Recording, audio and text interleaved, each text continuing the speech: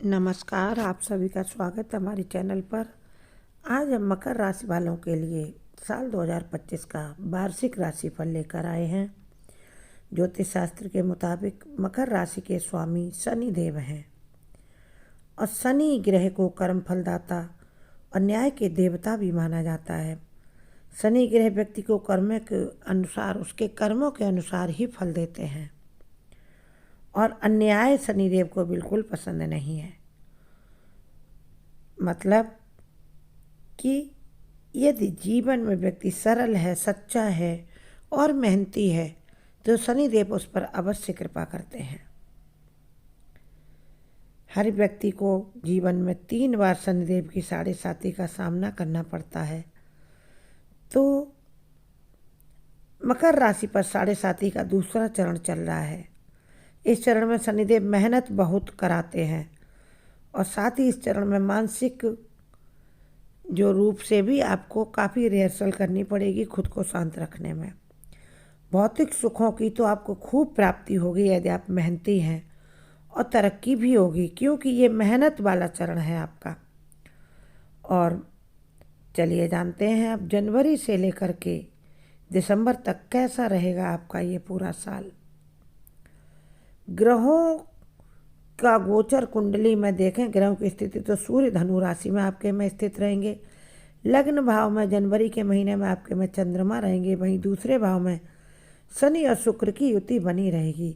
तीसरे भाव में राहु ग्रह रहेंगे। साथ ही सप्तम भाव में मंगल ग्रह नीच के रहेंगे जो थोड़े खराब हैं।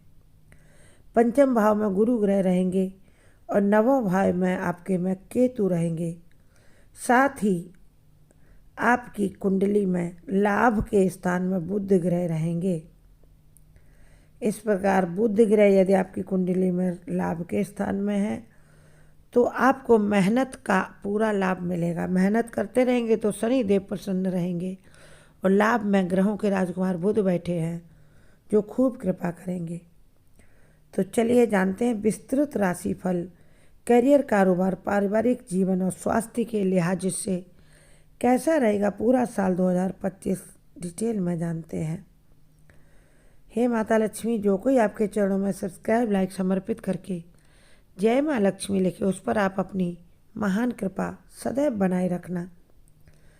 चलिए सबसे पहले देखते हैं आपके कैरियर और शिक्षा में क्या है 2025 में। जो लोग छात्र हैं उनके लिए आधा साल तो बहुत अच्छा रहेगा क्योंकि गुरु आपकी गोचर कुंडली के पंचम भाव में स्थित रहेंगे। राहु की स्थिति भी बहुत अच्छी है, इसलिए जो लोग विदेश में जाकर उच्च शिक्षा पाना चाहते हैं या विदेश में जाकर जो लोग नौकरी शुरू करना चाहते हैं वह कर सकते हैं। उचित समय है फर्स्ट हाफ साल का। जो लोग विदेश में जाकर हायर स्टडी की बहुत दिन से सोच रहे हैं उनको भी सफलता मिलेगी ही मिलेगी। और जो लोग अच्छे से शिक्षा प्राप्त कर चुके हैं, करियर कंपटीशन की तैयारी कर रहे हैं, मेहनत करेंगे तो उन्हें भी शनिदेव पूरा फल देंगे। अब दूसरी चीज़ आती है आपका कैरियर, कारोबार कैसा रहेगा। अगर आप अपना नया काम शुरू करना चाहते हैं, व्यापारी हैं, तो मई के बाद से आप नया काम शुरू करें। अभी नया काम शुरू ना करें। जिस काम में आप अभी लगे हैं वही करते रहें। मई के बाद नया काम शुरू करें क्योंकि मार्च के बाद से शनि की साढ़े साती आप पर समाप्त हो जाएगी, दूसरा चरण। और वहीं व्यापारियों को नए ऑर्डर मिलेंगे, नई डील मिलेगी जिससे आपको खूब मुनाफा होगा। अच्छा धन लाभ आपको हो सकता है और दैनिक इनकम, डेली वाली आपकी डील इनकम अच्छी रहेगी।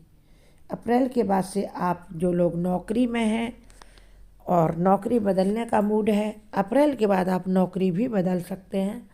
अप्रैल तक जहां हैं वहीं आप नौकरी करते रहें और जो व्यापार धंधा करते हैं वही करते रहें। मई के बाद नया धंधा भी शुरू कर सकते हैं।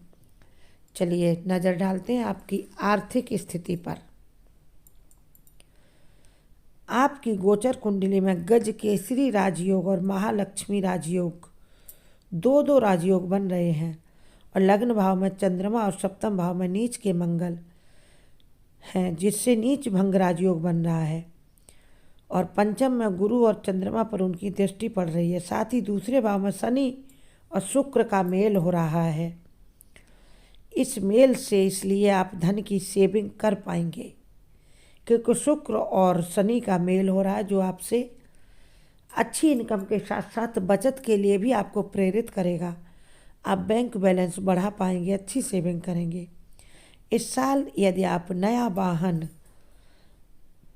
या वाहन नहीं है और वाहन खरीदना चाहते हैं तो खरीद पाएंगे, पुराना है उसे बदल कर नया खरीद पाएंगे, और प्रॉपर्टी भी खरीद सकते हैं।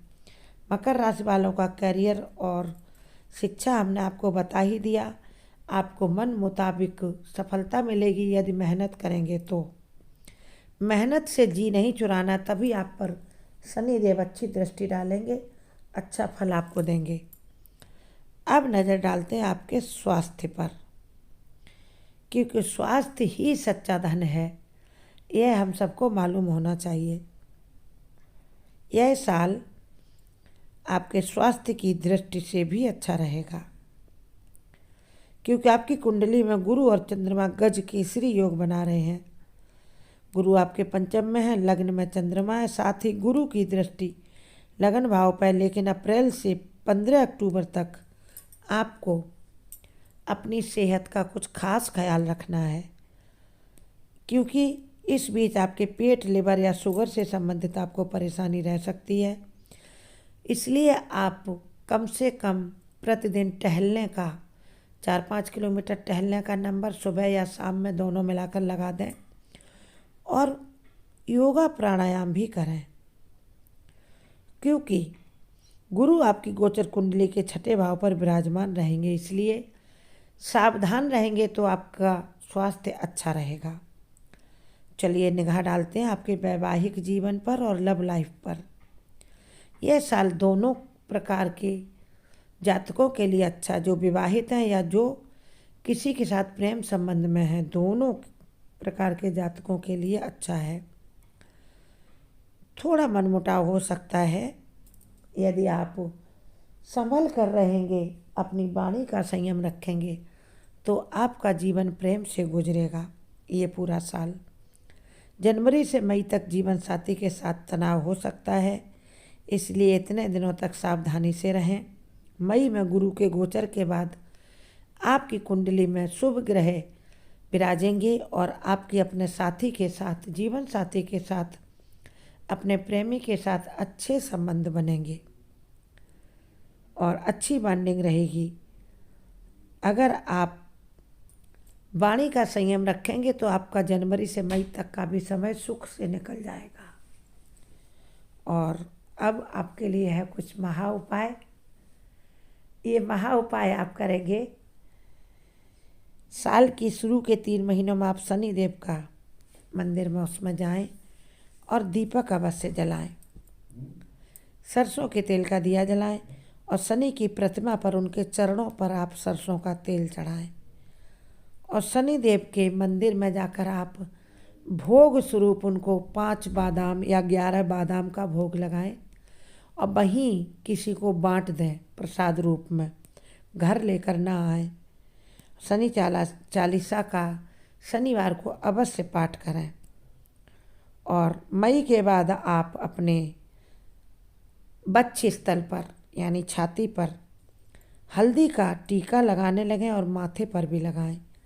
क्रोध की अधिकता से बचें, और यदि आपको अधिक क्रोध आता है तो फिर आप प्रतिदिन हनुमान चालीसा का पाठ करने लगें या राम नाम का जाप शुरू कर दें, जिससे आपके जीवन में सरलता, सहजता, सुगमता आएगी और आपका जीवन अच्छे से बढ़ेगा। पूरे साल आप सुख से रह पाएंगे।